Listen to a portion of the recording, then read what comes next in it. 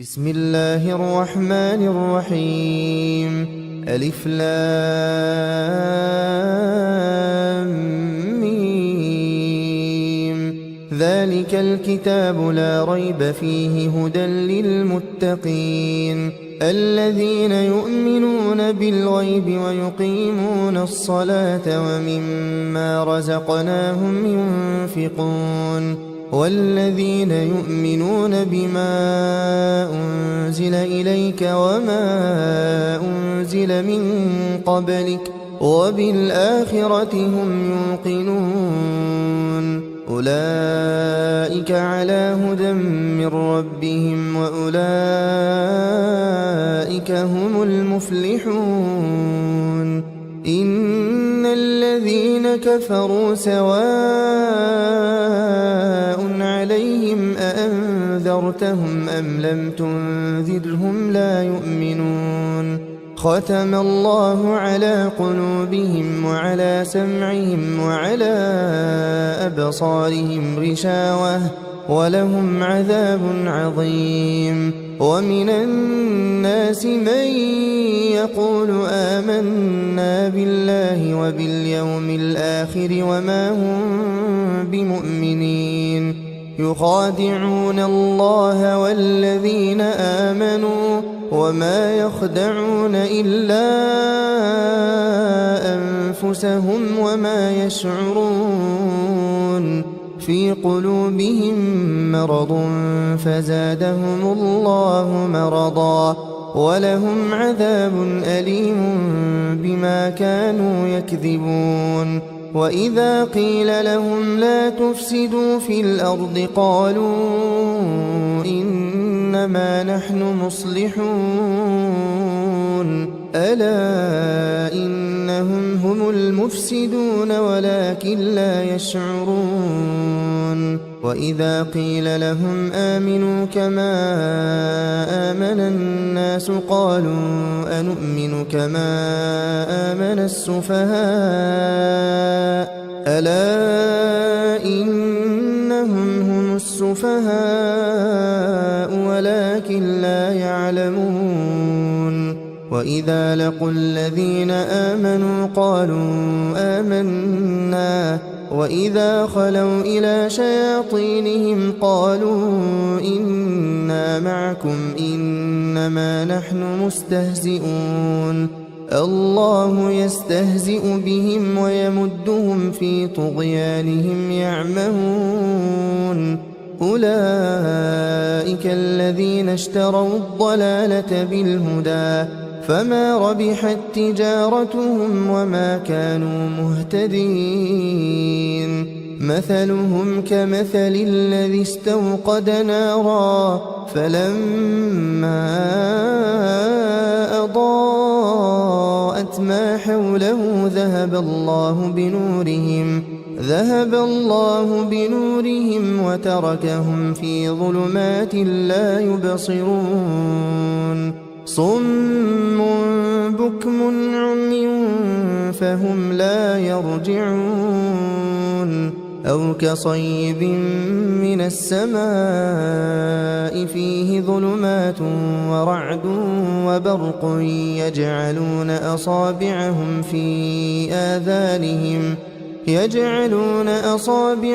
في آذانهم من الصواعق حذر الموت والله محيط بالكافرين. يكاد البرق يخطف أبصارهم كلما أضاء لهم مشوا فيه وإذا أظلم عليهم قاموا ولو شاء الله لذهب بسمعهم وأبصارهم إن الله على كل شيء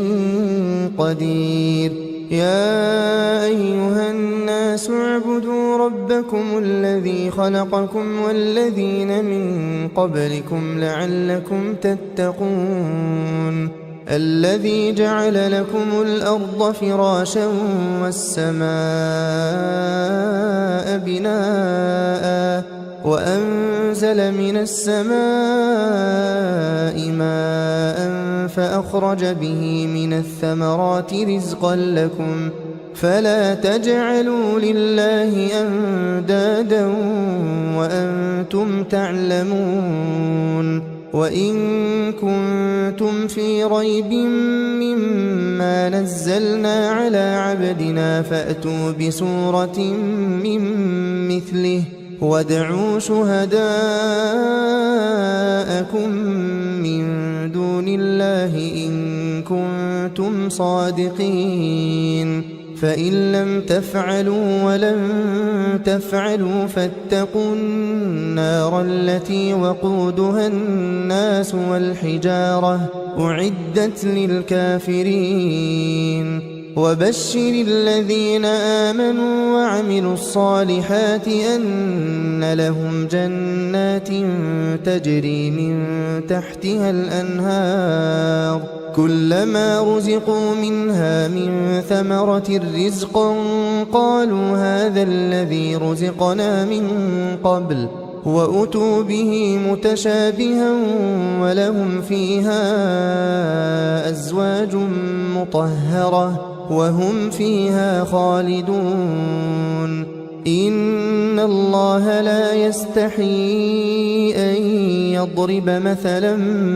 ما بعوضة فما فوقها فأما الذين آمنوا فيعلمون أنه الحق من ربهم وأما الذين كفروا فيقولون ماذا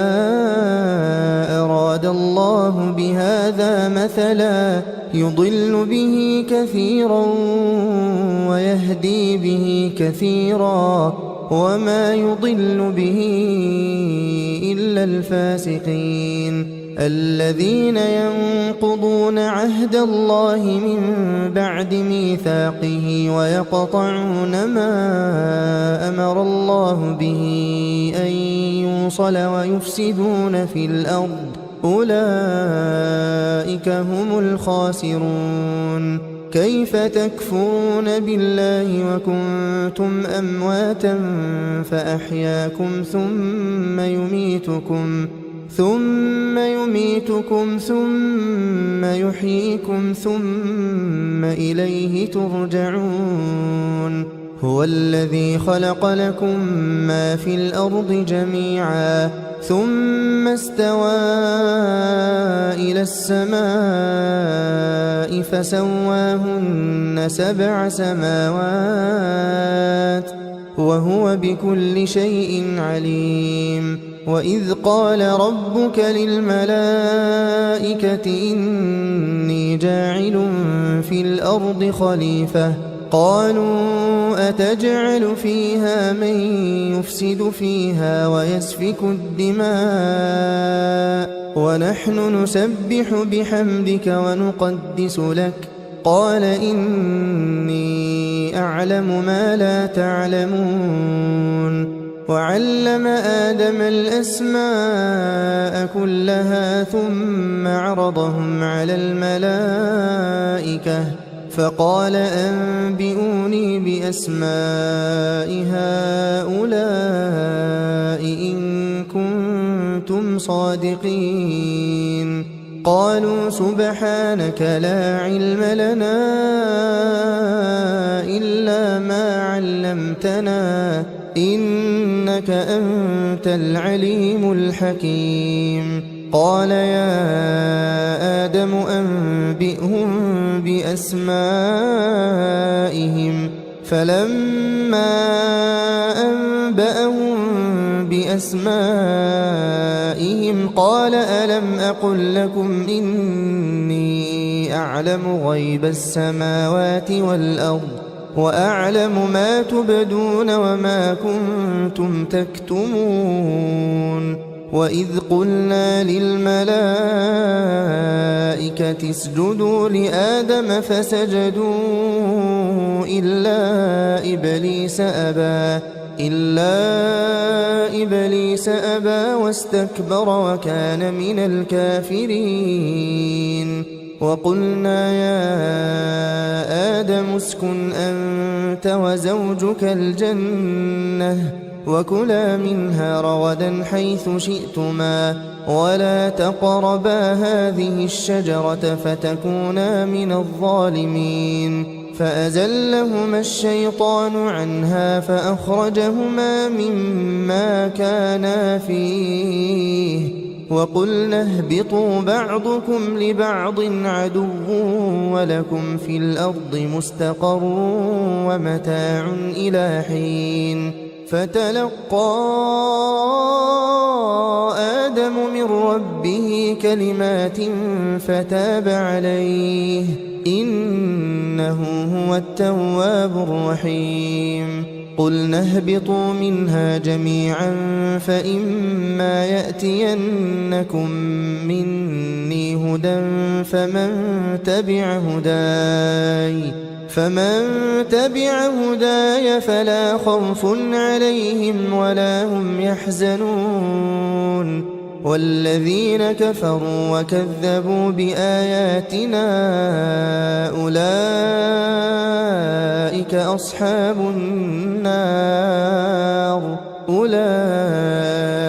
أصحاب النار هم فيها خالدون يا بني إسرائيل اذكروا نعمتي التي أنعمت عليكم وأوفوا بعهدي أوف بعهدكم وإياي فارهبون وآمنوا بما أنزلت مصدقا لما معكم ولا تكونوا أول كافر به ولا تشتروا بآياتي ثمنا قليلا وإياي فاتقون ولا تلبسوا الحق بالباطل وتكتموا الحق وأنتم تعلمون وأقيموا الصلاة وآتوا الزكاة واركعوا مع الراكعين أتأمرون الناس بالبر وتنسون أنفسكم وأنتم تتلون الكتاب أفلا تعقلون واستعينوا بالصبر والصلاة وإنها لكبيرة إلا على الخاشعين الذين يظنون أنهم ملاقو ربهم وأنهم إليه راجعون يا بني إسرائيل اذكروا نعمتي التي أنعمت عليكم وأني فضلتكم على العالمين واتقوا يوما لا تجزي نفس عن نفس شيئا ولا يقبل منها شفاعة ولا يؤخذ منها عدل ولا هم ينصرون وإذ نجيناكم من آل فرعون يسومونكم سوء العذاب يذبحون أبناءكم ويستحيون نساءكم وفي ذلكم بلاء من ربكم عظيم وإذ فرقنا بكم البحر فأنجيناكم وأغرقنا آل فرعون وأنتم تنظرون وإذ واعدنا موسى 40 ليلة ثم اتخذتم العجل من بعده وأنتم ظالمون ثم عفونا عنكم من بعد ذلك لعلكم تشكرون وإذ آتينا موسى الكتاب والفرقان لعلكم تهتدون وإذ قال موسى لقومه يا قوم إنكم ظلمتم أنفسكم باتخاذكم العجل فتوبوا إلى بارئكم فاقتلوا أنفسكم ذلكم خير لكم عند بارئكم فتاب عليكم إنه هو التواب الرحيم وإذ قلتم يا موسى لن نؤمن لك حتى نرى الله جهرة فأخذتكم الصاعقة وأنتم تنظرون ثم بعثناكم من بعد موتكم لعلكم تشكرون وظللنا عليكم الغمام وأنزلنا عليكم المن والسلوى كلوا من طيبات ما رزقناكم وما ظلمونا ولكن كانوا أنفسهم يظلمون وإذ قلنا ادخلوا هذه القرية فكلوا منها حيث شئتم رغدا وادخلوا الباب سجدا وقولوا حطة نغفر لكم خطاياكم وسنزيد المحسنين فبدل الذين ظلموا قولا غير الذي قيل لهم فأنزلنا على الذين ظلموا رجزا من السماء بما كانوا يفسقون وإذ استسقى موسى لقومه فقلنا اضرب بعصاك الحجر فانفجرت منه 12 عينا قد علم كل أناس مشربهم كلوا واشربوا من رزق الله ولا تعثوا في الأرض مفسدين وإذ قلتم يا موسى لن نصبر على طعام واحد فادع لنا ربك يخرج لنا مما تنبت الأرض من بقلها وقثائها وفومها وعدسها وبصلها قال أتستبدلون الذي هو أدنى بالذي هو خير اهبطوا مصرا فإن لكم ما سألتم وضربت عليهم الذلة والمسكنة وباءوا بغضب من الله ذلك بأنهم كانوا يكفرون بآيات الله ويقتلون النبيين بغير الحق ذلك بما عصوا وكانوا يعتدون إن الذين آمنوا والذين هادوا والنصارى والصابئين من آمن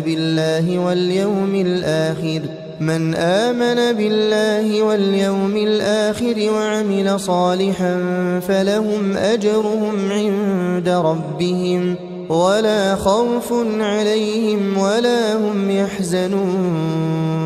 وإذ أخذنا ميثاقكم ورفعنا فوقكم الطور خذوا ما آتيناكم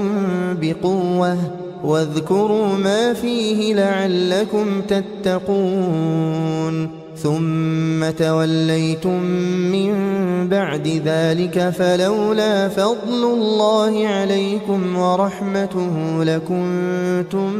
من الخاسرين ولقد علمتم الذين اعتدوا منكم في السبت فقلنا لهم كونوا قردة خاسئين فجعلناها نكالا لما بين يديها وما خلفها وموعظة للمتقين وإذ قال موسى لقومه إن الله يأمركم أن تذبحوا بقرة قالوا أتتخذنا هزوا قال أعوذ بالله أن أكون من الجاهلين قالوا ادع لنا ربك يبين لنا ما هي قال إنه يقول إنها بقرة لا فارض ولا بكر عوان بين ذلك فافعلوا ما تؤمرون قالوا ادع لنا ربك يبين لنا ما لونها قال إنه يقول إنها بقرة صفراء فاقع لونها تسر الناظرين قالوا ادع لنا ربك يبين لنا ما هي إن البقرة شابه علينا وإنا إن شاء الله لمهتدون قال إنه يقول إنها بقرة لا ذلول تثير الأرض ولا تسقي الحرث مسلمة لا شية فيها قالوا الآن جئت بالحق فذبحوها وما كادوا يفعلون وإذ قتلتم نفسا فادارأتم فيها والله مخرج ما كنتم تكتمون فقلنا اضربوه ببعضها كذلك يحيي الله الموتى ويريكم آياته لعلكم تعقلون ثم قست قلوبكم من بعد ذلك فهي كالحجارة أو أشد قسوة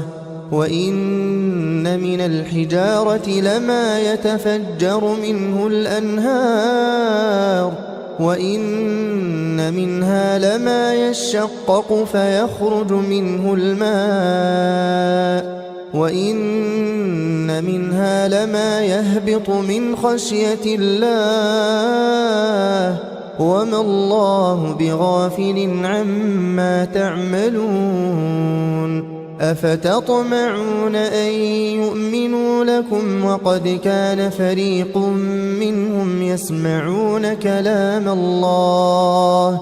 ثم يحرفونه من بعد ما عقلوه وهم يعلمون وإذا لقوا الذين آمنوا قالوا آمنا وإذا خلا بعضهم إلى بعض قالوا أتحدثونهم بما فتح الله عليكم ليحاجوكم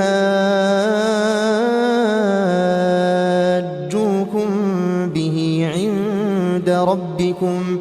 أفلا تعقلون أولا يعلمون أن الله يعلم ما يسرون وما يعلنون ومنهم أميون لا يعلمون الكتاب إلا أماني وإن هم إلا يظنون فويل للذين يكتبون الكتاب بأيديهم ثم يقولون هذا من عند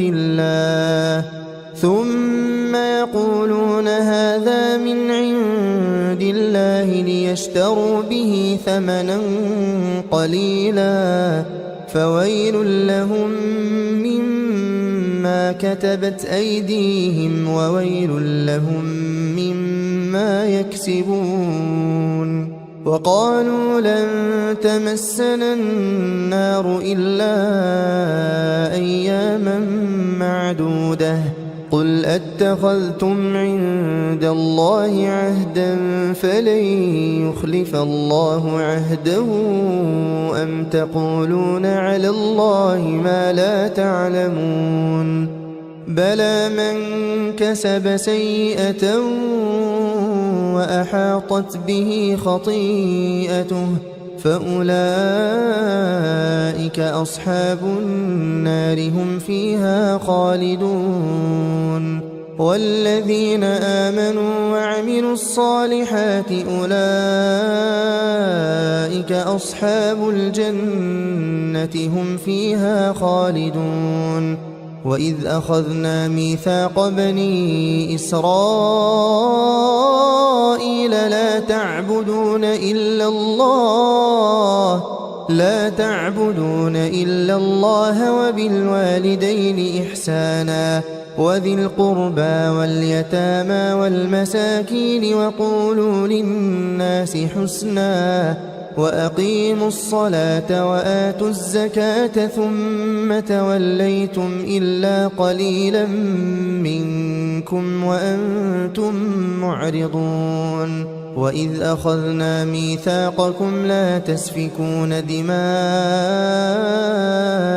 ولا تخرجون أنفسكم من دياركم ثم أقررتم وأنتم تشهدون ثم أنتم هؤلاء تقتلون أنفسكم وتخرجون فريقا منكم من ديارهم تظاهرون عليهم بالإثم والعدوان وإن يأتوكم أسارى تفادوهم وهو محرم عليكم إخراجهم أفتؤمنون ببعض الكتاب وتكفرون ببعض فما جزاء من يفعل ذلك منكم إلا خزي في الحياة الدنيا ويوم القيامة يردون إلى أشد العذاب وما الله بغافل عما تعملون. أولئك الذين اشتروا الحياة الدنيا بالآخرة فلا يخفف عنهم العذاب ولا هم ينصرون. ولقد آتينا موسى الكتاب وقفينا من بعده بالرسل وآتينا عيسى ابن مريم البينات وأيدناه بروح القدس أفكلما جاءكم رسول بما لا تهوى أنفسكم استكبرتم ففريقا كذبتم وفريقا تقتلون. وقالوا قلوبنا غلف بل لعنهم الله بكفرهم فقليلا ما يؤمنون. ولما جاءهم كتاب من عند الله مصدق لما معهم وكانوا من قبل يستفتحون على الذين كفروا فلما جاءهم ما عرفوا كفروا به فلعنة الله على الكافرين. بئس ما اشتروا به أنفسهم أن يكفروا بما أنزل الله بغيا أن ينزل الله من فضله على من يشاء من عباده فباءوا بغضب على غضب وللكافرين عذاب مهين. وإذا قيل لهم آمنوا بما أنزل الله قالوا نؤمن بما أنزل علينا ويكفرون بما وراءه وهو الحق مصدقا لما معهم قل فلم تقتلون أنبياء الله من قبل إن كنتم مؤمنين. ولقد جاءكم موسى بالبينات ثم اتخذتم العجل من بعده وأنتم ظالمون. وإذ أخذنا ميثاقكم ورفعنا فوقكم الطور خذوا ما آتيناكم بقوة واسمعوا قالوا سمعنا وعصينا وأشربوا في قلوبهم العجل بكفرهم قل بئس ما يأمركم به إيمانكم إن كنتم مؤمنين قل إن كانت لكم الدار الآخرة عند الله خالصة من دون الناس فتمنوا الموت إن كنتم صادقين ولن يتمنوه أبدا بما قدمت أيديهم والله عليم بالظالمين ولتجدنهم أحرص الناس على حياة ومن الذين أشركوا يود أحدهم لو يعمر 1000 سنة وما هو بمزحزحه من العذاب أن يعمر والله بصير بما يعملون قل من كان عدوا لجبريل فإنه نزله على قلبك بإذن الله مصدقا لما بين يديه وهدى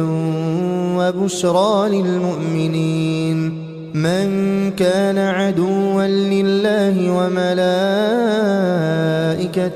ورسله وجبريل وميكال فإن الله عدو للكافرين ولقد أنزلنا إليك آيات بينات وما يكفر بها إلا الفاسقون أوكلما عاهدوا عهدا نبذه فريق منهم بل أكثرهم لا يؤمنون ولما جاءهم رسول من عند الله مصدق لما معهم نبذ فريق من الذين أوتوا الكتاب كتاب الله وراء ظهورهم نبذ فريق من الذين أوتوا الكتاب كتاب الله وراء ظهورهم كأنهم لا يعلمون واتبعوا ما تتلو الشياطين على ملك سليمان وما كفر سليمان ولكن الشياطين كفروا يعلمون الناس السحر وما أنزل على الملكين ببابل هاروت وماروت وما يعلمان من أحد حتى يقولا إنما نحن فتنة فلا تكفر فيتعلمون منهما ما يفرقون به بين المرء وزوجه وما هم بضارين به من أحد إلا بإذن الله ويتعلمون ما يضرهم ولا ينفعهم ولقد علموا لمن اشتراه ما له في الآخرة من خلاق ولبئس ما شروا به أنفسهم لو كانوا يعلمون ولو أنهم آمنوا واتقوا لمثوبة من عند الله خير لو كانوا يعلمون يا أيها الذين آمنوا لا تقولوا راعنا وقولوا انظرنا واسمعوا وللكافرين عذاب أليم ما يود الذين كفروا من أهل الكتاب ولا المشركين أن ينزل عليكم من خير من ربكم والله يختص برحمته من يشاء والله ذو الفضل العظيم ما ننسخ من آية أو ننسها نأت بخير منها أو مثلها ألم تعلم أن الله على كل شيء قدير ألم تعلم أن الله له ملك السماوات والأرض وما لكم من دون الله من ولي ولا نصير أم تريدون أن تسألوا رسولكم كما سئل موسى من قبل ومن يتبدل الكفر بالإيمان فقد ضل سواء السبيل ود كثير من أهل الكتاب لو يردونكم من بعد إيمانكم كفارا حسدا من عند أنفسهم من بعد ما تبين لهم الحق فاعفوا واصفحوا حتى يأتي الله بأمره إن الله على كل شيء قدير وأقيموا الصلاة وآتوا الزكاة وما تقدموا لأنفسكم من خير تجدوه عند الله إن الله بما تعملون بصير وقالوا لن يدخل الجنة إلا من كان هودا أو نصارى تلك أمانيهم قل هاتوا برهانكم إن كنتم صادقين بلى من أسلم وجهه لله وهو محسن فله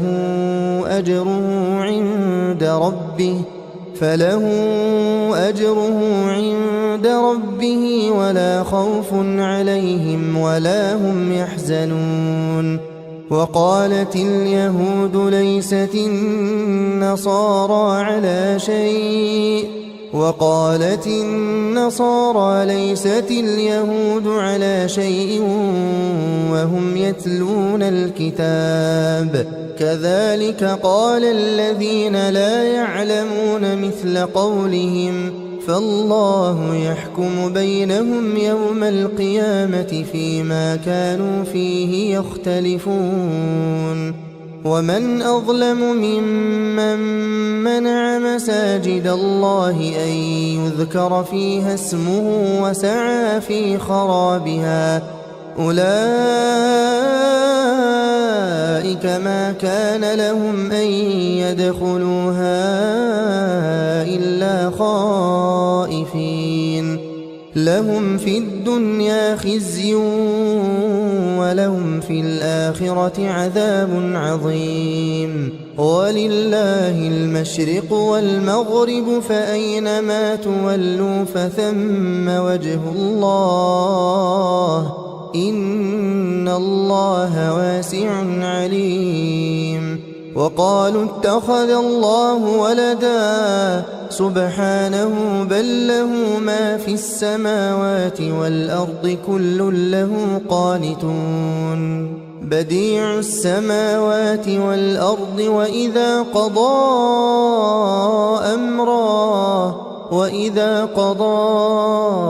أمرا فإنما يقول له كن فيكون وقال الذين لا يعلمون لولا يكلمنا الله أو تأتينا آية كذلك قال الذين من قبلهم مثل قولهم تشابهت قلوبهم قد بينا الآيات لقوم يوقنون إنا أرسلناك بالحق بشيرا ونذيرا ولا تسأل عن أصحاب الجحيم ولن ترضى عنك اليهود ولا النصارى حتى تتبع ملتهم قل إن هدى الله هو الهدى ولئن اتبعت أهواءهم بعد الذي جاءك من العلم ما لك من الله من ولي ولا نصير الذين آتيناهم الكتاب يتلونه حق تلاوته أولئك يؤمنون به ومن يكفر به فأولئك هم الخاسرون يا بني إسرائيل اذكروا نعمتي التي أنعمت عليكم وأني فضلتكم على العالمين واتقوا يوما لا تجزي نفس عن نفس شيئا ولا يقبل منها عدل ولا تنفعها شفاعة ولا هم ينصرون وإذ ابتلى إبراهيم ربه بكلمات فأتمهن قال إني جاعلك للناس إماما قال ومن ذريتي قال لا ينال عهد الظالمين وإذ جعلنا البيت مثابة للناس وأمنا واتخذوا من مقام إبراهيم مصلى وعهدنا إلى إبراهيم وإسماعيل أن طهرا بيتي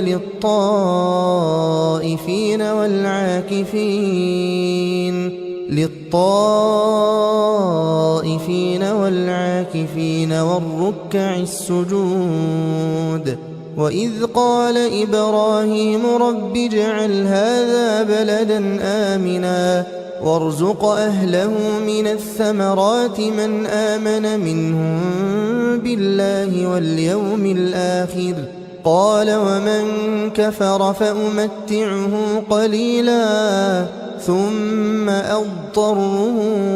إلى عذاب النار وبئس المصير وإذ يرفع إبراهيم القواعد من البيت وإسماعيل ربنا تقبل منا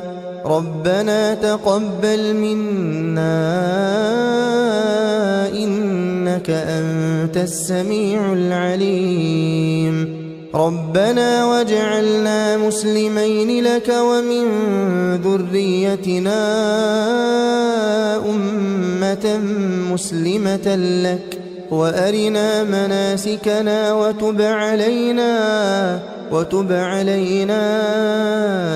إنك أنت التواب الرحيم ربنا وابعث فيهم رسولا منهم يتلو عليهم آياتك ويعلمهم الكتاب والحكمة ويزكيهم إنك أنت العزيز الحكيم ومن يرغب عن ملة إبراهيم إلا من سفه نفسه ولقد اصطفيناه في الدنيا وإنه في الآخرة لمن الصالحين إذ قال له ربه أسلم قال أسلمت لرب العالمين ووصى بها إبراهيم بنيه ويعقوب يا بني إن الله اصطفى لكم الدين فلا تموتن إلا وأنتم مسلمون أم كنتم شهداء إذ حضر يعقوب الموت إذ قال لبنيه إذ قال لبنيه ما تعبدون من بعدي قالوا نعبد إلهك وإله آبائك إبراهيم وإسماعيل وإسحاق إلها واحدا ونحن له مسلمون تلك أمة قد خلت لها ما كسبت ولكم ما كسبتم ولا تسألون عما كانوا يعملون وقالوا كونوا هودا أو نصارى تهتدوا قل بل ملة إبراهيم حنيفا وما كان من المشركين قولوا آمنا بالله وما أنزل إلينا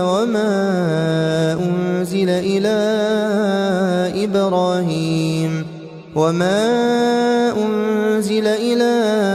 إبراهيم وإسماعيل وإسحاق ويعقوب والأسباط وما أوتي موسى وعيسى وما أوتي النبيون من ربهم لا نفرق بين أحد منهم ونحن له مسلمون فإن آمنوا بمثل ما آمنتم به فقد اهتدوا وإن تولوا فإنما هم في شقاق فسيكفيكهم الله وهو السميع العليم صبغة الله ومن أحسن من الله صبغة ونحن له عابدون قل أتحاجوننا في الله وهو ربنا وربكم ولنا أعمالنا ولكم أعمالكم ونحن له مخلصون أم تقولون إن إبراهيم وإسماعيل وإسحاق ويعقوب والأسباط كانوا هودا أو نصارى قل أأنتم أعلم أم الله ومن أظلم ممن كتم شهادة عنده من الله وما الله بغافل عما تعملون تلك أمة قد خلت لها ما كسبت ولكم ما كسبتم ولا تسألون عما كانوا يعملون سيقول السفهاء من الناس ما ولاهم عن قبلتهم التي كانوا عليها قل لله المشرق والمغرب يهدي من يشاء إلى صراط مستقيم وكذلك جعلناكم أمة وسطا لتكونوا شهداء على الناس ويكون الرسول عليكم شهيدا وما جعلنا القبلة التي كنت عليها إلا لنعلم من يتبع الرسول ممن ينقلب على عقبيه وإن كانت لكبيرة إلا على الذين هدى الله وما كان الله ليضيع إيمانكم إن الله بالناس لرؤوف رحيم قد نرى تقلب وجهك في السماء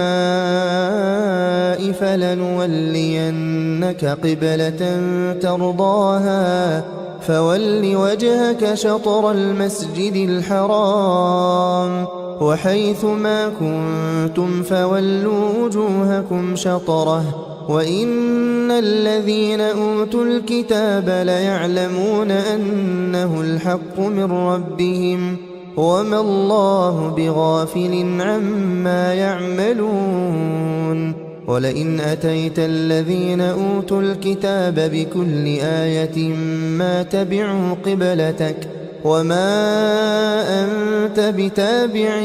قبلتهم وما بعضهم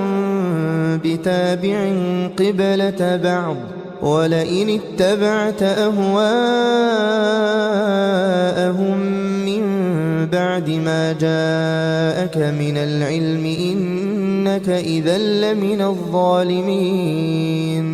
الذين آتيناهم الكتاب يعرفونه كما يعرفون أبناءهم وإن فريقا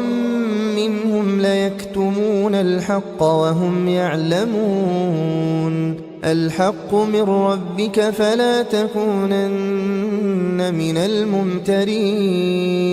ولكل وجهة هو موليها فاستبقوا الخيرات أينما تكونوا يأت بكم الله جميعا إن الله على كل شيء قدير ومن حيث خرجت فول وجهك شطر المسجد الحرام وإنه للحق من ربك وما الله بغافل عما تعملون ومن حيث خرجت فول وجهك شطر المسجد الحرام وحيث ما كنتم فولوا وجوهكم شطره لئلا يكون للناس عليكم حجة إلا الذين ظلموا منهم فلا تخشوهم واخشوني ولأتم نعمتي عليكم ولعلكم تهتدون كما أرسلنا فيكم رسولا منكم يتلو عليكم آياتنا ويزكيكم ويعلمكم الكتاب والحكمة ويعلمكم ما لم تكونوا تعلمون فاذكروني أذكركم واشكروا لي ولا تكفرون يا أيها الذين آمنوا استعينوا بالصبر والصلاة إن الله مع الصابرين ولا تقولوا لمن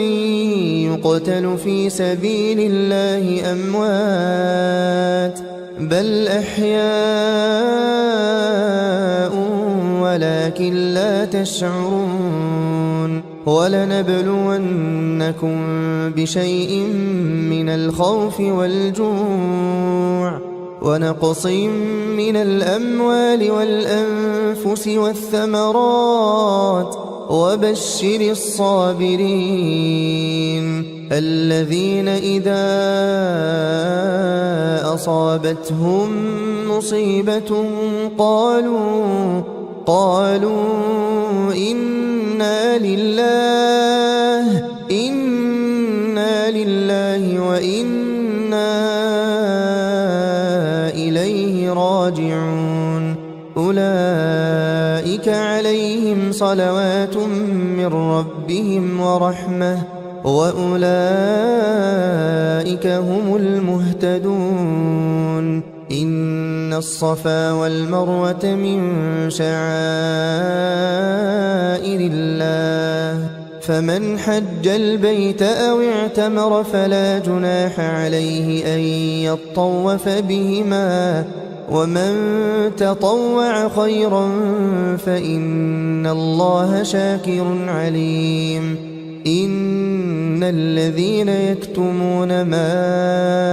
أنزلنا من البينات والهدى من بعد ما بيناه للناس في الكتاب أولئك يلعنهم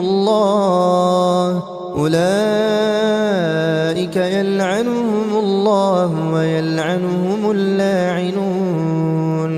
إلا الذين تابوا وأصلحوا وبينوا فأولئك أتوب عليهم وأنا التواب الرحيم إن الذين كفروا وماتوا وهم كفار أولئك عليهم لعنة الله والملائكة والناس أجمعين خالدين فيها لا يخفف عنهم العذاب ولا هم ينظرون وإلهكم إله واحد لا إله إلا هو الرحمن الرحيم إن في خلق السماوات والأرض واختلاف الليل والنهار والفلك التي تجري في البحر بما ينفع الناس وما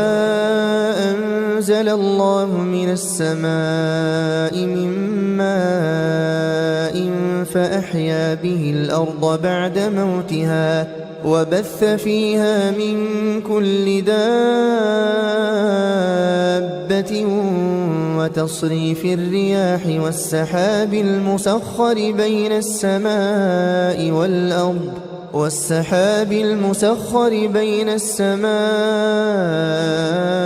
والأرض لآيات لقوم يعقلون ومن الناس من يتخذ من دون الله أندادا يحبونهم كحب الله والذين آمنوا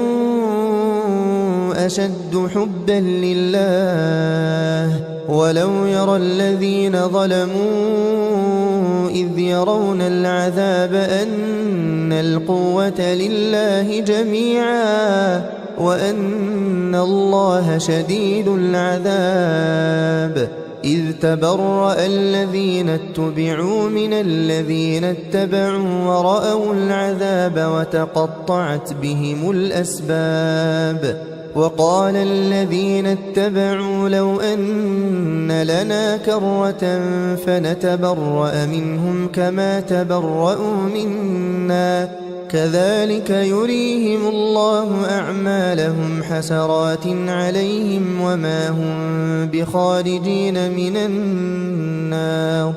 يا أيها الناس كلوا مما في الأرض حلالا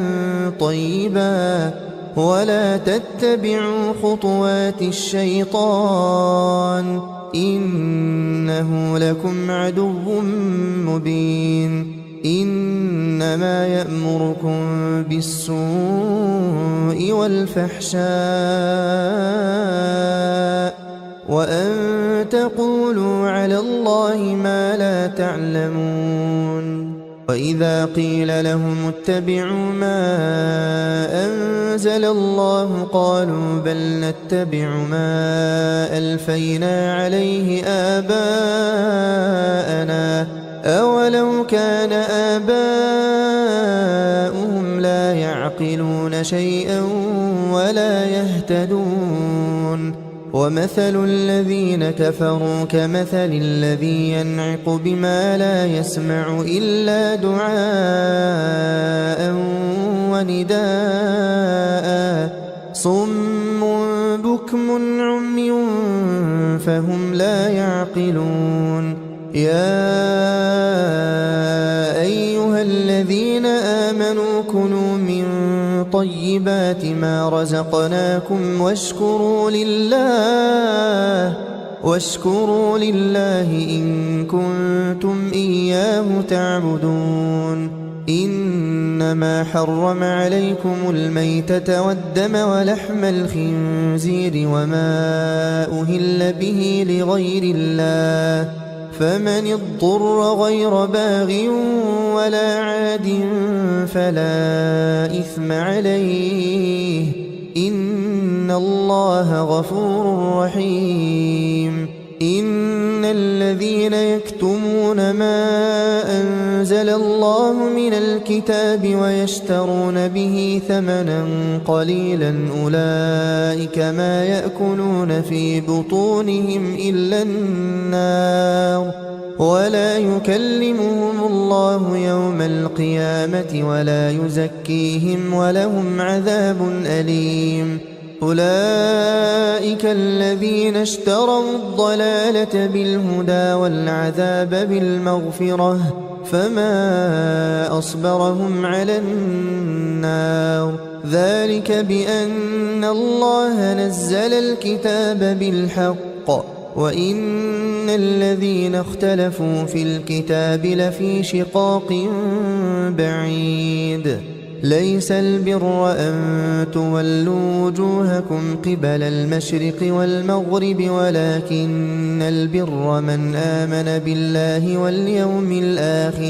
ولكن البر من آمن بالله واليوم الآخر والملائكة والكتاب والنبيين وآتى المال على حبه ذوي القربى واليتامى والمساكين وابن السبيل والسائلين وفي الرقاب وأقام الصلاة وآتى الزكاة والموفون بعهدهم إذا عاهدوا والصابرين في البأساء والضراء وحين البأس أولئك الذين صدقوا وأولئك هم المتقون يا أيها الذين آمنوا كتب عليكم القصاص في القتلى الحر بالحر والعبد بالعبد والأنثى بالأنثى فمن عفي له من أخيه شيء فاتباع بالمعروف وأداء إليه بإحسان ذلك تخفيف من ربكم ورحمة فمن اعتدى بعد ذلك فله عذاب أليم ولكم في القصاص حياة يا أولي الألباب لعلكم تتقون كتب عليكم إذا حضر أحدكم الموت إن ترك خيرا الوصية للوالدين والأقربين بالمعروف حقا على المتقين فمن بدله بعدما سمعه فإنما إثمه على الذين يبدلونه إن الله سميع عليم فمن خاف من موص جنفا أو إثما فأصلح بينهم فلا إثم عليه إن الله غفور رحيم يا أيها الذين آمنوا كتب عليكم الصيام كما كتب على الذين من قبلكم لعلكم تتقون أياما معدودات فمن كان منكم مريضا أو على سفر فعدة من أيام أخر وعلى الذين يطيقونه فدية طعام مسكين فمن تطوع خيرا فهو خير له وأن تصوموا خير لكم إن كنتم تعلمون شهر رمضان الذي أنزل فيه القرآن هدى للناس وبينات من الهدى والفرقان فمن شهد منكم الشهر فليصمه ومن كان مريضا أو على سفر فعدة من أيام أخر يريد الله بكم اليسر ولا يريد بكم العسر ولتكملوا العدة ولتكبروا الله على ما هداكم ولعلكم تشكرون وإذا سألك عبادي عني فإني قريب أجيب دعوة الداع إذا دعان فليستجيبوا لي وليؤمنوا بي لعلهم يرشدون أحل لكم ليلة الصيام الرفث إلى نسائكم هن لباس لكم وأنتم لباس لهن علم الله أنكم كنتم تختانون أنفسكم فتاب عليكم وعفى عنكم فالآن باشروهن وابتغوا ما كتب الله لكم وكلوا واشربوا حتى يتبين لكم الخيط الأبيض من الخيط الأسود من الفجر ثم أتموا الصيام إلى الليل ولا تباشروهن وأنتم عاكفون في المساجد تلك حدود الله فلا تقربوها كذلك يبين الله آياته للناس لعلهم يتقون ولا تأكلوا أموالكم بينكم بالباطل وتدلوا بها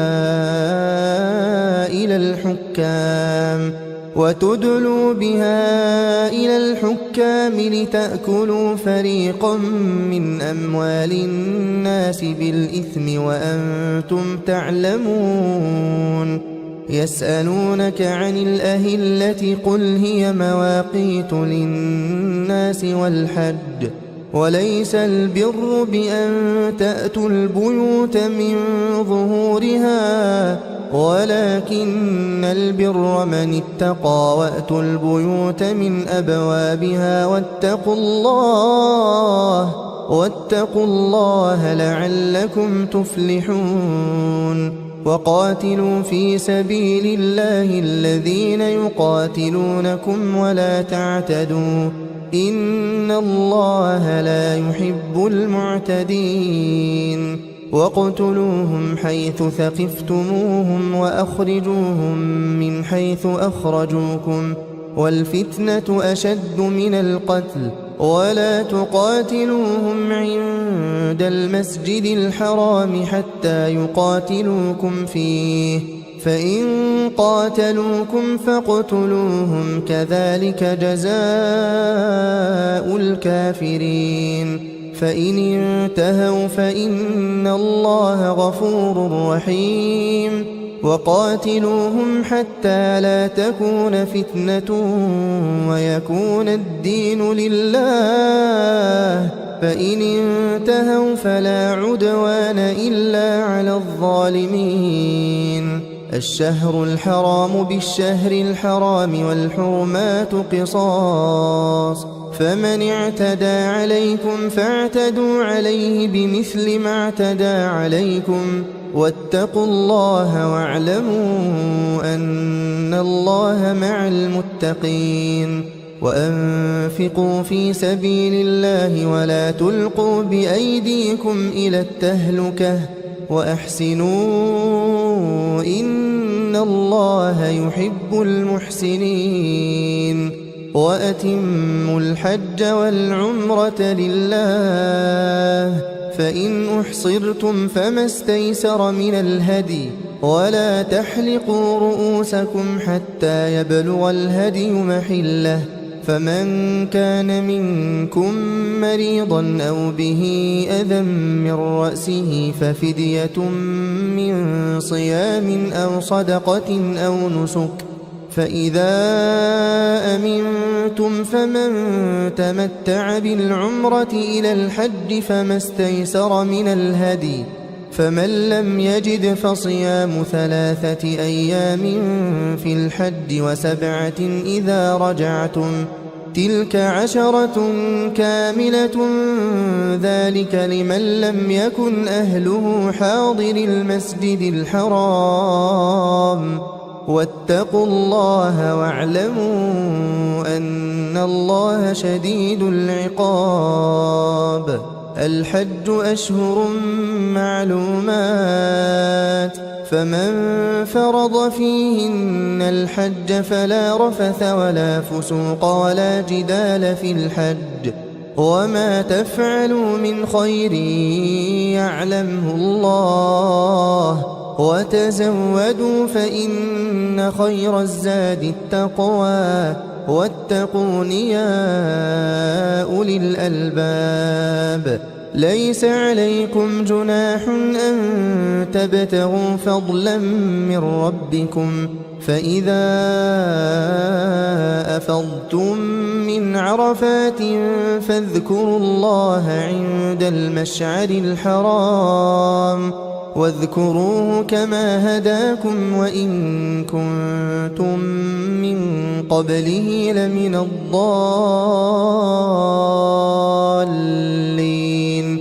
ثم أفيضوا من حيث أفاض الناس واستغفروا الله إن الله غفور رحيم. فإذا قضيتم مناسككم فاذكروا الله كذكركم آباءكم أو أشد ذكرا. فمن الناس من يقول ربنا آتنا في الدنيا وما له في الآخرة من خلاق، ومنهم من يقول ربنا آتنا في الدنيا حسنة وفي الآخرة حسنة وقنا عذاب النار. أولئك لهم نصيب مما كسبوا والله سريع الحساب. واذكروا الله في أيام معدودات، فمن تعجل في يومين فلا إثم عليه، ومن تأخر فلا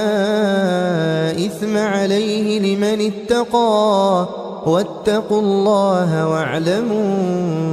أنكم إليه تحشرون. ومن الناس من يعجبك قوله في الحياة الدنيا ويشهد الله على ما في قلبه وهو ألد الخصام. وإذا تولى سعى في الأرض ليفسد فيها ويهلك الحرث والنسل والله لا يحب الفساد. وإذا قيل له اتق الله أخذته العزة بالإثم فحسبه جهنم ولبئس المهاد. ومن الناس من يشري نفسه ابتغاء مرضات الله والله رؤوف بالعباد. يا أيها الذين آمنوا ادخلوا في السلم كافة ولا تتبعوا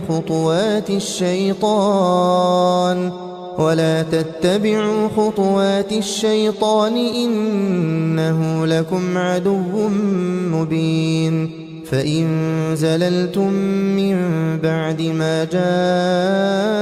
جاءتكم البينات فاعلموا أن الله عزيز حكيم. هل ينظرون إلا أن يأتيهم الله في ظلل من الغمام والملائكة وقضي الأمر وإلى الله ترجع الأمور. سل بني إسرائيل كم آتيناهم من آية بينة ومن يبدل نعمة الله من بعد ما جاءته فإن الله شديد العقاب. زين للذين كفروا الحياة الدنيا ويسخرون من الذين آمنوا والذين اتقوا فوقهم يوم القيامة والله يرزق من يشاء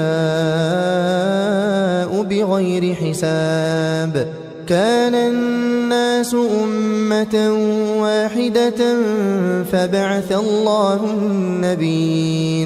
فبعث الله النبيين مبشرين ومنذرين وأنزل معهم الكتاب بالحق وأنزل معهم الكتاب بالحق ليحكم بين الناس فيما اختلفوا فيه وما اختلف فيه إلا الذين أوتوه من بعد ما جاءتهم البينات بغيا بينهم فهدى الله الذين آمنوا لما اختلفوا فيه من الحق بإذنه والله يهدي من يشاء إلى صراط مستقيم. أم حسبتم أن تدخلوا الجنة ولما يأتكم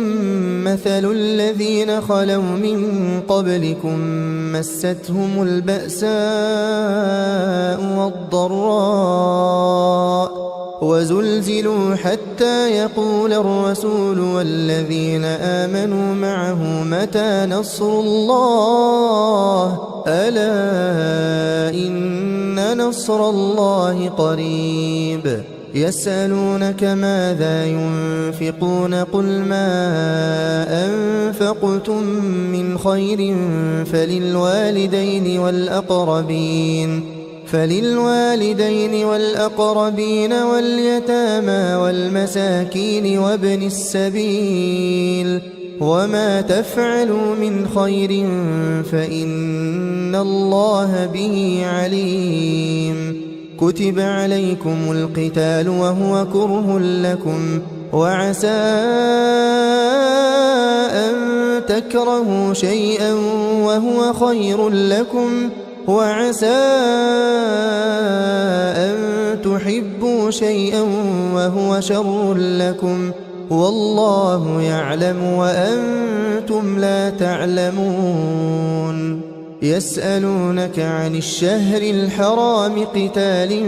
فيه قل قتال فيه كبير وصد عن سبيل الله وكفر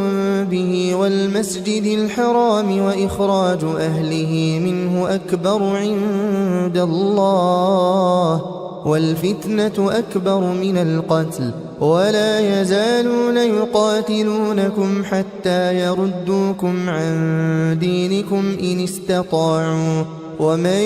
يرتدد منكم عن دينه فيمت وهو كافر فأولئك حبطت أعمالهم في الدنيا والآخرة وأولئك أصحاب النار هم فيها خالدون. إن الذين آمنوا والذين هاجروا وجاهدوا في سبيل الله أولئك يرجون رحمة الله والله غفور رحيم. يسألونك عن الخمر والميسر قل فيهما إثم كبير ومنافع للناس وإثمهما أكبر من نفعهما ويسألونك ماذا ينفقون قل العفو كذلك يبين الله لكم الآيات لعلكم تتفكرون في الدنيا والآخرة. ويسألونك عن اليتامى قل إصلاح لهم خير وإن تخالطوهم فإخوانكم والله يعلم المفسد من المصلح ولو شاء الله لأعنتكم إن الله عزيز حكيم. ولا تنكحوا المشركات حتى يؤمن ولأمة مؤمنة خير من مشركة ولو أعجبتكم ولا تنكحوا المشركين حتى يؤمنوا ولعبد مؤمن خير من مشرك ولو أعجبكم أولئك يدعون إلى النار والله يدعو إلى الجنة والمغفرة بإذنه ويبين آياته للناس لعلهم يتذكرون. ويسألونك عن المحيض قل هو أذى فاعتزلوا النساء في المحيض ولا تقربوهن حتى يطهرن فإذا تطهرن فأتوهن من حيث أمركم الله إن الله يحب التوابين ويحب المتطهرين نساؤكم حرث لكم فأتوا حرثكم أنى شئتم وقدموا لأنفسكم واتقوا الله واعلموا أنكم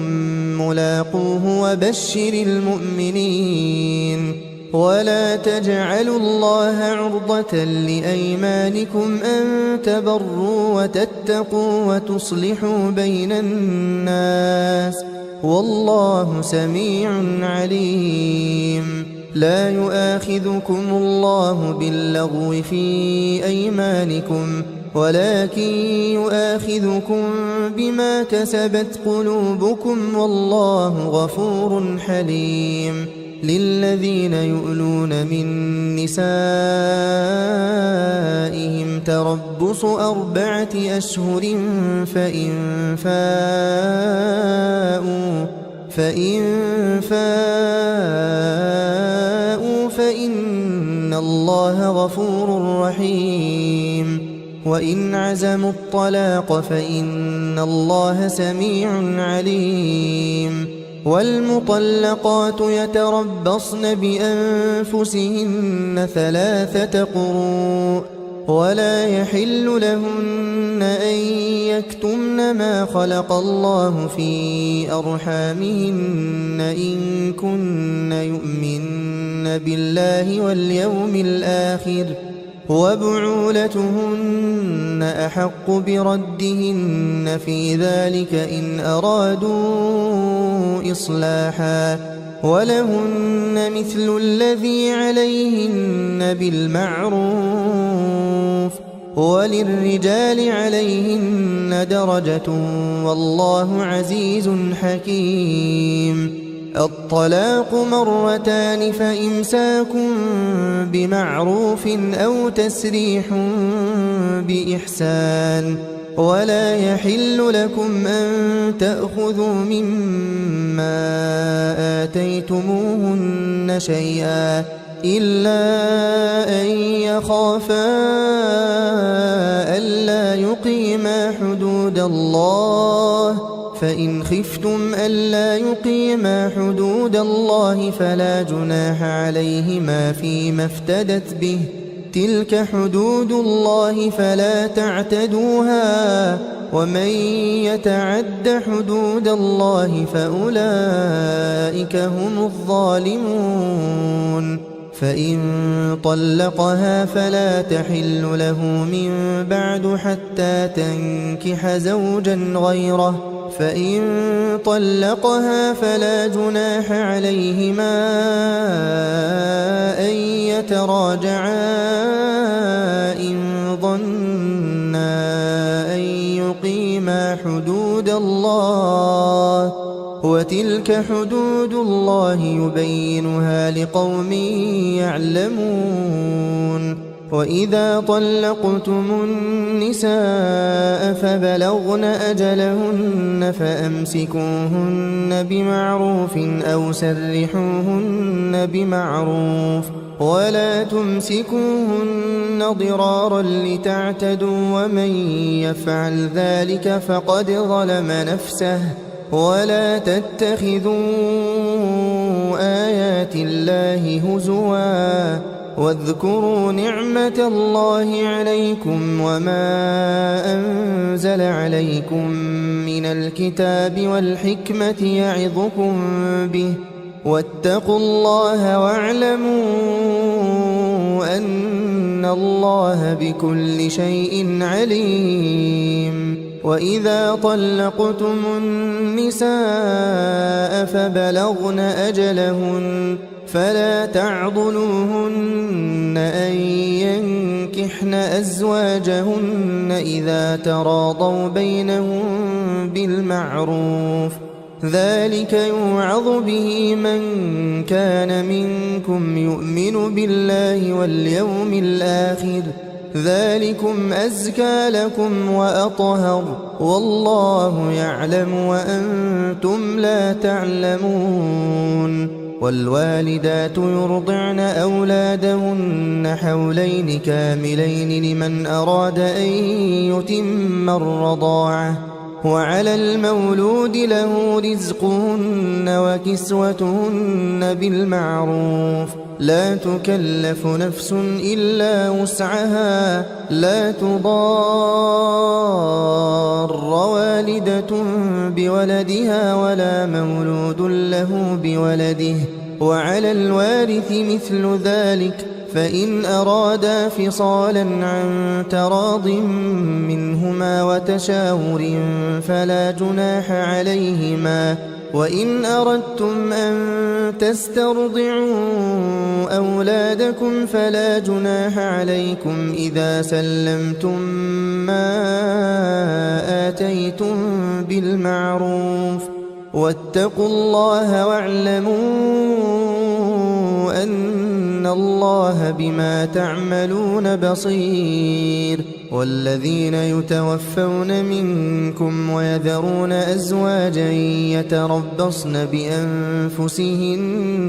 4 أشهر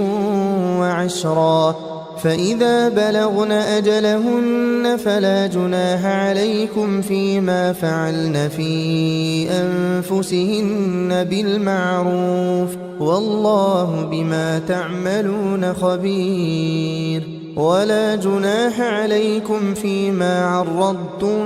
به من خطبة النساء أو أكننتم في أنفسكم، علم الله أنكم ستذكرونهن ولكن لا تواعدوهن سرا إلا أن تقولوا قولا معروفا، ولا تعزموا عقدة النكاح حتى يبلغ الكتاب أجله، واعلموا أن الله يعلم ما في أنفسكم فاحذروه، واعلموا أن الله غفور حليم. لا جناح عليكم إن طلقتم النساء ما لم تمسوهن أو تفرضوا لهن فريضة، ومتعوهن على الموسع قدره وعلى المقتر قدره متاعا بالمعروف حقا على المحسنين. وإن طلقتموهن من قبل أن تمسوهن وقد فرضتم لهن فريضة فنصف ما فرضتم إلا أن يعفون أو يعفو الذي بيده عقدة النكاح، وأن تعفوا أقرب للتقوى، ولا تنسوا الفضل بينكم، إن الله بما تعملون بصير. حافظوا على الصلوات والصلاة الوسطى وقوموا لله قانتين، فإن خفتم فرجالا أو ركبانا، فإذا أمنتم فاذكروا الله كما علمكم ما لم تكونوا تعلمون. والذين يتوفون منكم ويذرون أزواجا وصية لأزواجهم متاعا إلى الحول غير إخراج، فإن خرجن فلا جناح عليكم فيما فعلن في أنفسهن من معروف، والله عزيز حكيم. وللمطلقات متاع بالمعروف حقا على المتقين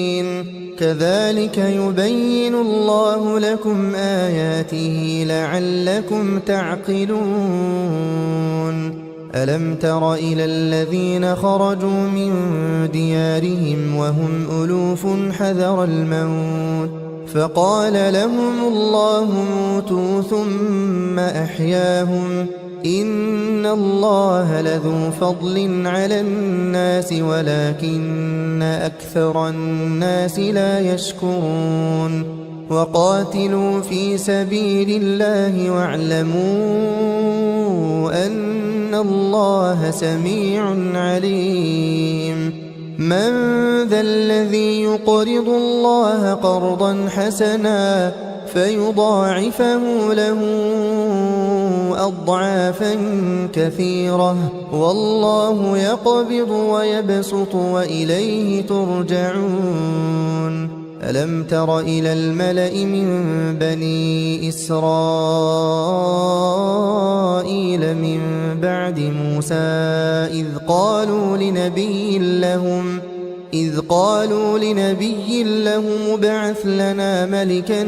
نقاتل في سبيل الله قال هل عسيتم إن كتب عليكم القتال ألا تقاتلوا قالوا وما لنا ألا نقاتل في سبيل الله وقد أخرجنا من ديارنا وأبنائنا فلما كتب عليهم القتال تولوا إلا قليلا منهم والله عليم بالظالمين وقال لهم نبيهم إن الله قد بعث لكم طالوت ملكا قالوا أنى يكون له الملك علينا ونحن أحق بالملك منه ولم يؤت سعة من المال قال إن الله اصطفاه عليكم وزاده بسطة في العلم والجسم والله يؤتي ملكه من يشاء والله واسع عليم وقال لهم نبيهم إن آية ملكه أن يأتيكم التابوت فيه سكينة من ربكم وبقية مما ترك آل موسى وآل هارون تحمله الملائكة إن في ذلك لآية لكم إن كنتم مؤمنين فلما فصل طالوت بالجنود قال إن الله مبتليكم بنهر فمن شرب منه فليس مني ومن لم يطعمه فإنه مني إلا من اغترف غرفة بيده فشربوا منه إلا قليلا منهم فلما جاوزه هو والذين آمنوا معه قالوا لا طاقة لنا اليوم بجالوت وجنوده قال الذين يظنون أنهم ملاقو الله كم من فئة قليلة غلبت فئة كثيرة بإذن الله والله مع الصابرين ولما برزوا لجالوت وجنوده قالوا ربنا أفرغ علينا صبرا وثبت أقدامنا وانصرنا على القوم الكافرين فهزموهم بإذن الله وقتل داود جالوت وآتاه الله الملك والحكمة وعلمه مما يشاء ولولا دفع الله الناس بعضهم ببعض لفسدت الأرض ولكن الله ذو فضل على العالمين تلك آيات الله نتلوها عليك بالحق وإنك لمن المرسلين تلك الرسل فضلنا بعضهم على بعض منهم من كلم الله ورفع بعضهم درجات وآتينا عيسى ابن مريم البينات وأيدناه بروح القدس ولو شاء الله ما اقتتل الذين من بعدهم من بعد ما جاءتهم البينات ولكن اختلفوا فمنهم من آمن ومنهم من كفر ولو شاء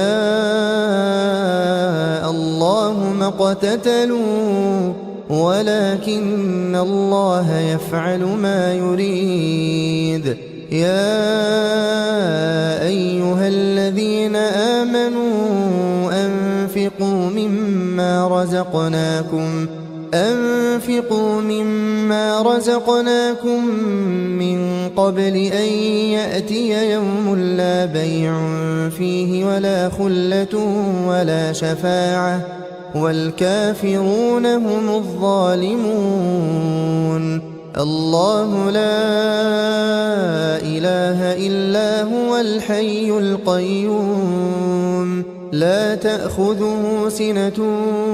ولا نوم له ما في السماوات وما في الأرض من ذا الذي يشفع عنده إلا بإذنه يعلم ما بين أيديهم وما خلفهم ولا يحيطون بشيء من علمه إلا بما شاء وسع كرسيه السماوات والأرض ولا يؤوده حفظهما وهو العلي العظيم لا إكراه في الدين قد تبين الرشد من الغي فمن يكفر بالطاغوت ويؤمن بالله فقد استمسك بالعروة الوثقى لا انفصام لها والله سميع عليم الله ولي الذين آمنوا يخرجهم من الظلمات إلى النور والذين كفروا أولياؤهم الطاغوت يخرجونهم من النور إلى الظلمات أولئك أصحاب النار هم فيها خالدون ألم تر إلى الذي حاج إبراهيم في ربه أن آتاه الله الملك إذ قال إبراهيم ربي الذي يحيي ويميت قال أنا أحيي وأميت قال إبراهيم فإن الله يأتي بالشمس من المشرق فأت بها من المغرب فبهت الذي كفر والله لا يهدي القوم الظالمين أو كالذي مر على قرية وهي خاوية على عروشها قال أنى يحيي هذه الله بعد موتها فأماته الله 100 عام ثم بعثه قال كم لبثت قال لبثت يوما أو بعض يوم قال بل لبثت 100 عام فانظر إلى طعامك وشرابك لم يتسنه وانظر إلى حمارك ولنجعلك آية للناس وانظر إلى العظام كيف ننشزها ثم نكسوها لحما فلما تبين له قال أعلم أن الله على كل شيء قدير وإذ قال إبراهيم رب أرني كيف تحيي الموتى قال أولم تؤمن قال بلى ولكن ليطمئن قلبي قال فخذ 4 من الطير فصرهن إليك ثم اجعل على كل جبل منهن جزءا ثم ادعهن يأتينك سعيا واعلم أن الله عزيز حكيم مثل الذين ينفقون أموالهم في سبيل الله كمثل حبة أنبتت 7 سنابل في كل سنبلة 100 حبة والله يضاعف لمن يشاء والله واسع عليم الذين ينفقون أموالهم في سبيل الله ثم لا يتبعون ما أنفقوا منا ولا أذى لهم أجرهم عند ربهم ولا خوف عليهم ولا هم يحزنون قول معروف ومغفرة خير من صدقة يتبعها أذى والله غني حليم يا أيها الذين آمنوا لا تبطلوا صدقاتكم بالمن والأذى كالذي ينفق ماله رئاء الناس ولا يؤمن بالله واليوم الآخر فمثله كمثل صفوان عليه تراب فأصابه وابل فتركه صلدا لا يقدرون على شيء مما كسبوا والله لا يهدي القوم الكافرين ومثل الذين ينفقون أموالهم ابتغاء مرضات الله وتثبيتا من أنفسهم كمثل جنة بربوة أصابها وابل فآتت أكلها ضعفين فإن لم يصبها وابل فطل والله بما تعملون بصير أيود أحدكم أن تكون له جنة من نخيل وأعناب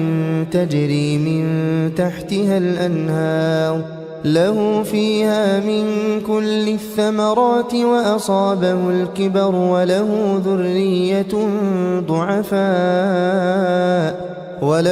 ذرية ضعفاء فأصابها إعصار فيه نار فاحترقت كذلك يبين الله لكم الآيات لعلكم تتفكرون يا أيها الذين آمنوا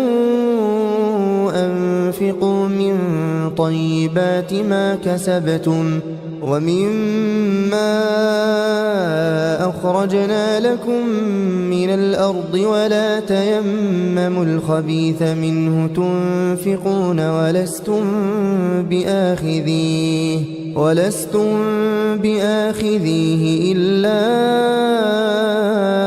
أن تغمضوا فيه واعلموا أن الله غني حميد الشيطان يعدكم الفقر ويأمركم بالفحشاء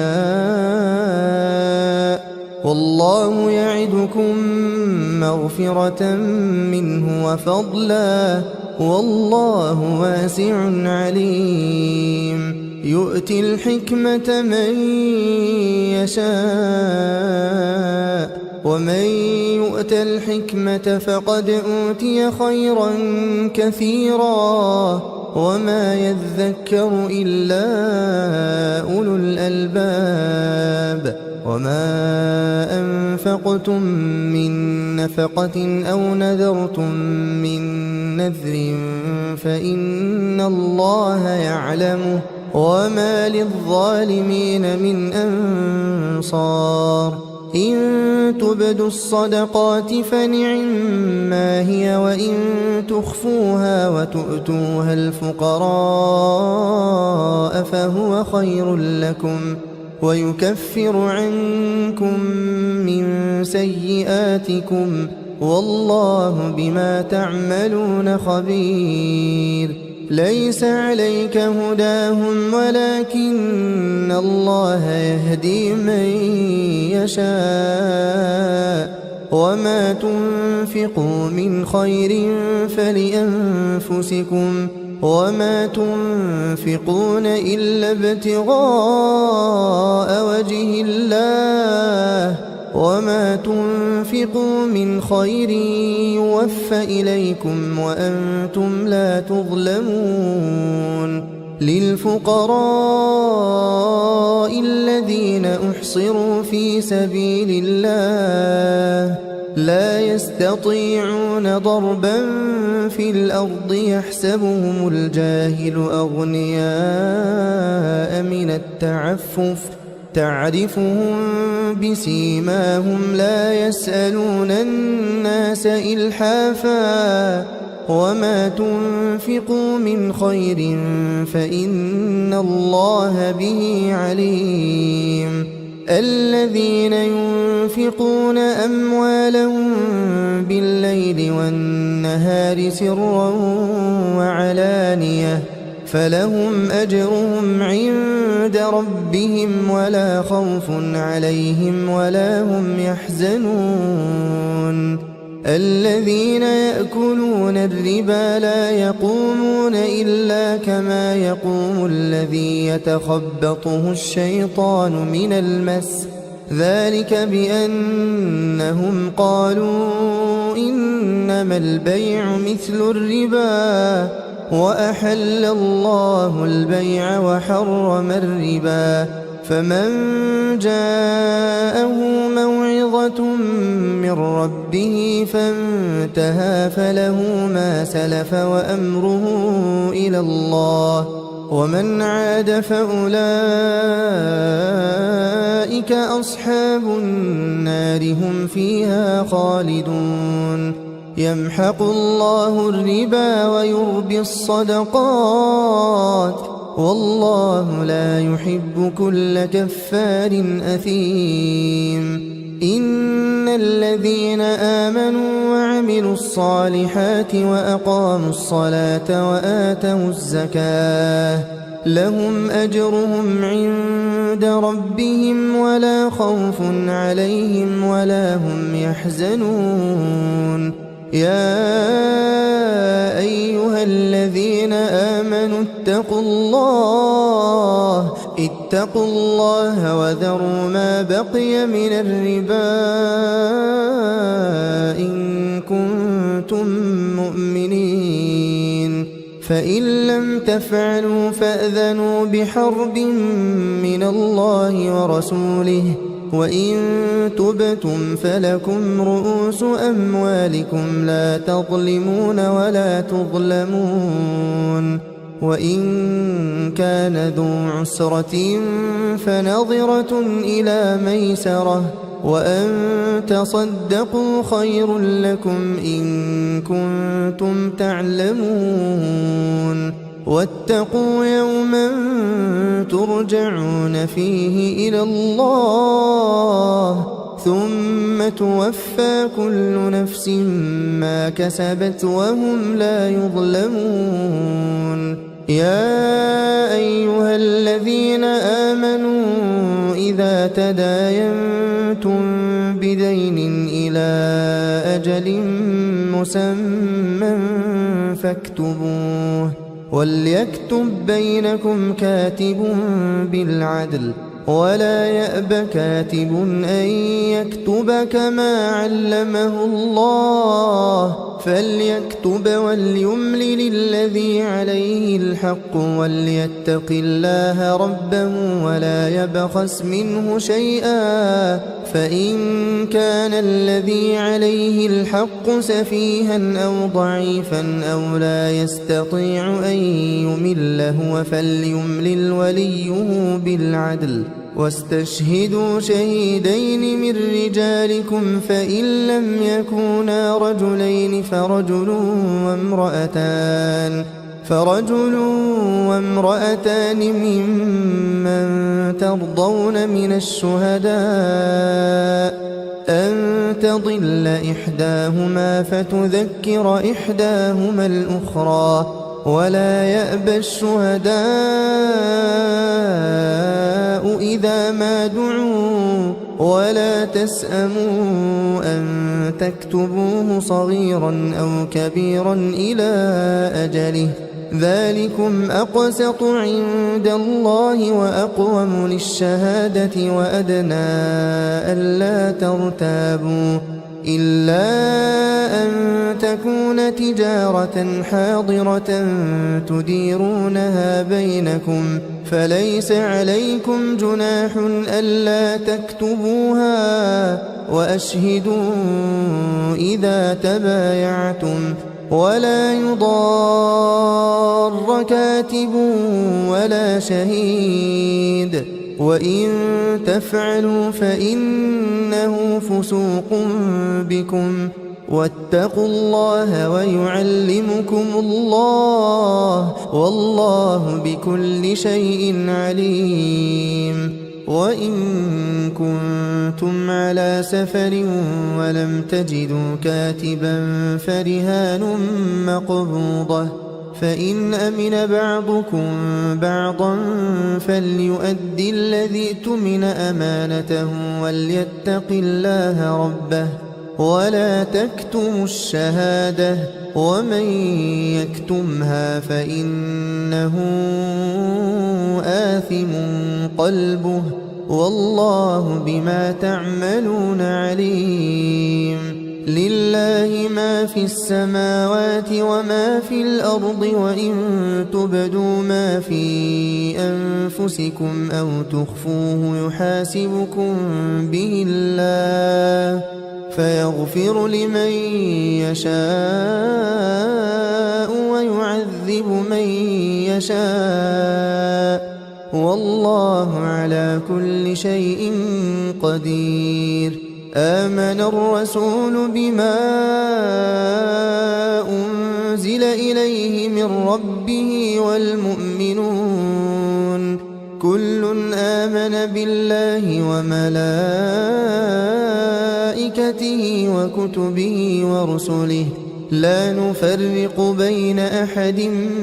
من رسله وقالوا سمعنا وأطعنا غفرانك ربنا وإليك المصير لا يكلف الله نفسا إلا وسعها لها ما كسبت وعليها ما اكتسبت ربنا لا تؤاخذنا إن نسينا أو أخطأنا ربنا ولا تحمل علينا إصرا